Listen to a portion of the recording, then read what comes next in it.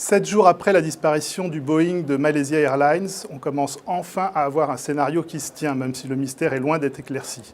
L'hypothèse soulevée par la presse américaine, selon laquelle l'appareil aurait pu dévier de sa route et continuer à voler 4 à 5 heures après sa disparition des écrans radars civils, semble en effet la piste à suivre. C'est d'ailleurs sur cette piste que se sont engouffrés une partie des navires partis à la recherche de l'avion.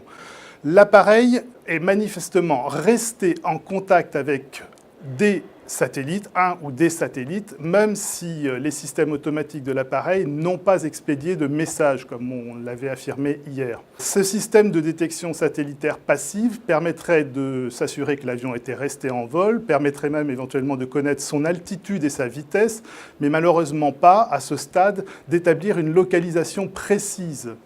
Donc la situation est aujourd'hui la suivante. L'avion a probablement disparu, non pas dans le golfe de Thaïlande où se menaient les recherches, mais à plusieurs heures de vol de cela, plutôt du côté de l'océan Indien où se dirigent actuellement les navires de recherche essentiellement américains.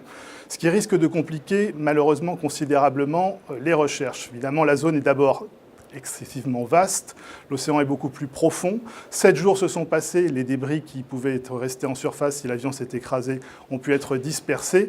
Et la perspective de retrouver les enregistreurs de vol, qui seront les seuls éléments susceptibles de donner la totalité du scénario, cette perspective s'amenuise. Néanmoins, le mystère, si le mystère reste complet, une piste se dessine et c'est là-dessus qu'il faut miser.